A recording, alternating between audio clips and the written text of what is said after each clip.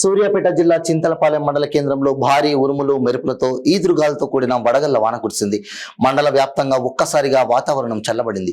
శోభనాద్రిగూడెంలో ఈదురుగాలతో కూడిన వడగళ్ల వాన, హుజూర్ నగర్ పట్టణంలో భారీ ఈదురుగాల వల్ల దుమ్ము ధూళిమయమయ్యాయి.